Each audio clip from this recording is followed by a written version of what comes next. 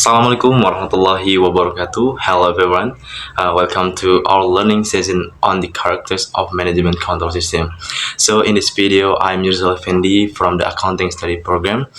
I will to explain in every successful organization, in effective control is the key to ensuring that strategy turn into real action and plans transform into measurable. So let's discuss now.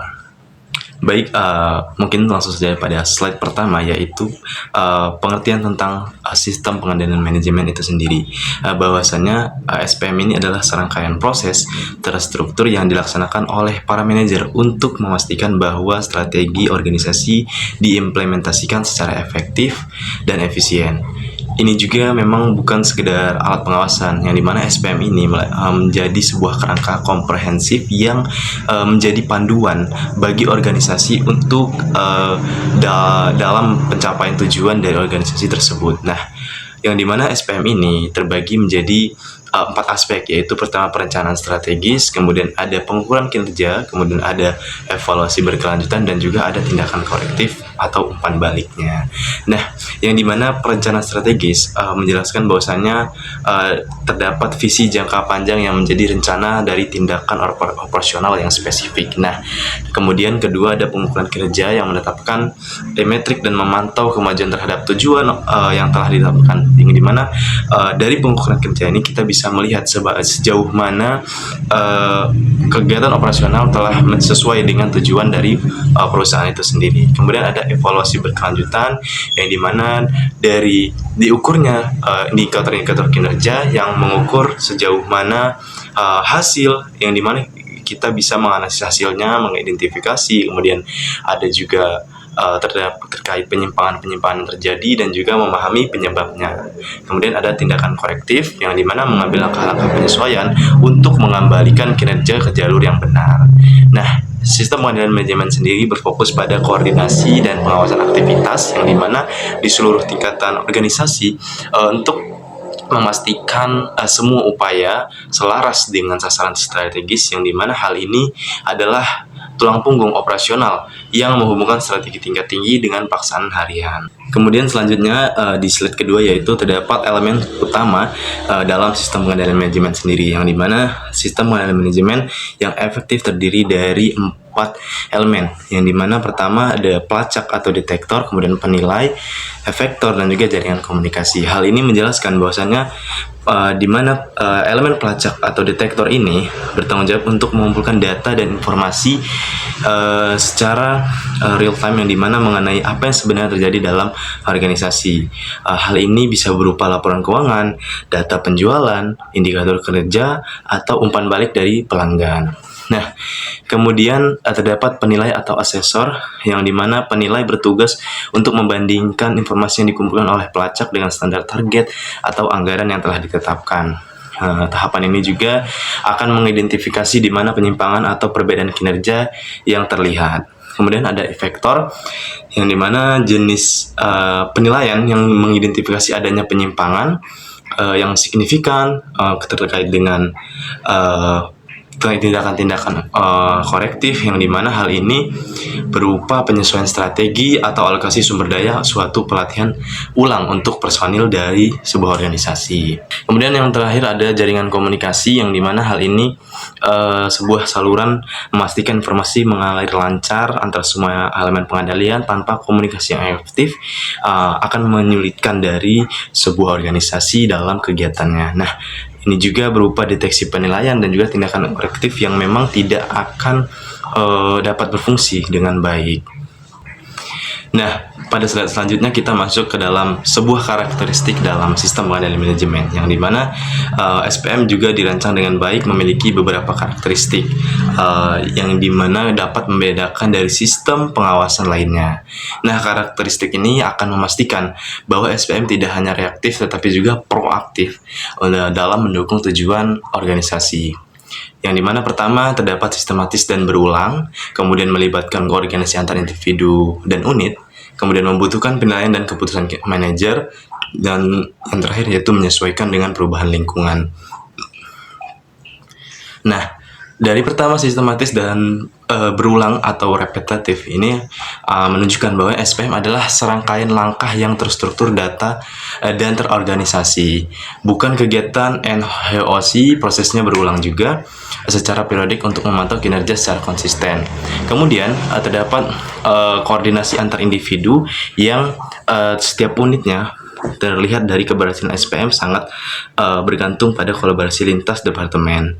Selanjutnya terdapat penilaian dan keputusan manajer, yang dimana menunjukkan SPM bukanlah sistem otomatis sepenuhnya, yang dimana manajer harus menafsirkan data, membuat penilaian dan mengambil keputusan berdasarkan informasi yang diberikan. Yang terakhir, menyesuaikan dengan perubahan lingkungan, bahwasannya SPM harus cukup fleksibel untuk beradaptasi dengan perubahan yang terjadi baik dalam lingkungan, bisnis, teknologi, atau strategi organisasi. Nah, selanjutnya terdapat keselarasan tujuan atau goal coverage, yang dimana hal ini menjadi fundamental dari sistem pengendalian manajemen, menciptakan keselarasan tujuan yang berarti merancang sistem agar tujuan individu, para karyawan, dan manajer selaras dengan tujuan keseluruhan organisasi. Nah, hal ini terdapat beberapa aspek, yang dimana pertama mendorong perilaku yang mendukung, kedua mengurangi konflik kepentingan, dan yang terakhir adalah contoh penerapannya. Nah, pada bagian pertama yaitu mendorong perilaku yang pendukung, bahwasannya ketika tujuan selaras, individu secara alami termotivasi untuk mengambil tindakan yang mendukung dalam pencapaian target bersama, bukan hanya pada tujuan pribadi. Nah, yang kedua itu mengurangi konflik kepentingan, bahwasannya keselarasan tujuan meminimalkan potensi konflik antar departemen atau individu karena semua pihak bekerja menuju hasil yang sama. Nah, yang terakhir adalah contoh penerapannya, yang dimana dalam sistem insentif berbasis kinerja yang mengaitkan bonus atau promosi individu yang metrik keberhasilan departemen atau perusahaan secara keseluruhan. Hal ini dapat mendorong karyawan untuk tidak hanya fokus pada tugas mereka, namun juga berkontribusi pada kesuksesan tim yang lebih besar. Kemudian selanjutnya itu terdapat fungsi dan proses pengendalian manajemen, bahwasannya sistem pengendalian manajemen menjalankan beberapa fungsi krusial yang membentuk siklus berkelanjutan dalam pengelolaan organisasi. Yang pertama, merencanakan aktivitas, kedua, mengkoordinasi bagian organisasi, ketiga, mengkomunikasikan informasi, keempat, mengevaluasi hasil, dan yang kelima, memutuskan tindakan korektif. Pada pertama yaitu merencanakan aktivitas, yang dimana hal ini bertujuan untuk dalam organisasi, khususnya dalam sistem manajemen, dapat menetapkan tujuan, sasaran, dan langkah yang perlu dicapai untuk mencapai strategi organisasi. Kedua, mengkoordinasi bagian organisasi, bahwasannya SPM juga dapat memastikan bahwa berbagai departemen dan unit bekerja secara harmonis dan menghindari duplikasi usaha serta memaksimalkan sinergi antar fungsi. Kemudian yang ketiga, mengkomunikasikan informasi, bahwasannya menyebarkan data kinerja, laporan, dan keputusan penting kepada pihak yang relevan dapat mendukung pengambilan keputusan yang tepat waktu dan juga terinformasi. Nah, yang keempat, mengevaluasi hasil, bahwasannya menganalisis hasil kinerja aktual dibandingkan dengan standar yang ditetapkan, mengidentifikasi penyebab penyimpangan, dan juga mengukur dampak dari keputusan sebelumnya. Nah, yang kelima adalah sebagai memutuskan tindakan korektif, yang dimana berdasarkan evaluasi, manajer dapat mengambil keputusan untuk menyesuaikan strategi proses atau juga sumber daya untuk mengatasi penyimpangan dan meningkatkan kinerja di masa depan. Nah, fungsi-fungsi ini juga membentuk sebuah lingkaran yang dapat memungkinkan sistem manajemen dapat berfungsi dan juga penting bagi sebuah perusahaan. Nah, selanjutnya terdapat tantangan dalam sistem manajemen sendiri, yaitu yang dimana meskipun esensial, implementasi dan pemeliharaan sistem manajemen tidak lepas dari berbagai tantangan. Bahwasanya di organisasi sendiri perlu mengatasi hambatan ini untuk memastikan efektivitas dari sistem manajemen mereka sendiri. Nah, yang pertama terdapat lingkungan bisnis dinamis, kemudian risiko optimasi dan manipulasi, kemudian ketergantungan pada pengendalian diri, dan juga penetapan standar yang tepat. Nah, pada bagian pertama, lingkungan bisnis dinamis, yang dimana bisa menjadikan perubahan cepat dalam teknologi, pasar, dan juga regulasi, yang hal ini dapat menuntut sistem pengendalian manajemen yang sangat fleksibel dan adaptif, bukan yang kaku dan juga statis. Kemudian ada resiko suboptimasi dan manipulasi, bahwasannya karyawan mungkin fokus pada pencapaian target pada setiap departemen mereka, namun mereka sendiri dapat suboptimasi atau juga bahkan memanipulasi data untuk memenuhi target yang merugikan tujuan organisasi secara keseluruhan. Nah, ketergantungan pada pengendalian diri juga dapat mengaitkan keberhasilan SPM seringkali bergantung pada hal ini, yang dimana integritas, etika, dan juga kemampuan manajer untuk membuat keputusan yang tepat bukan hanya pada struktur sistem.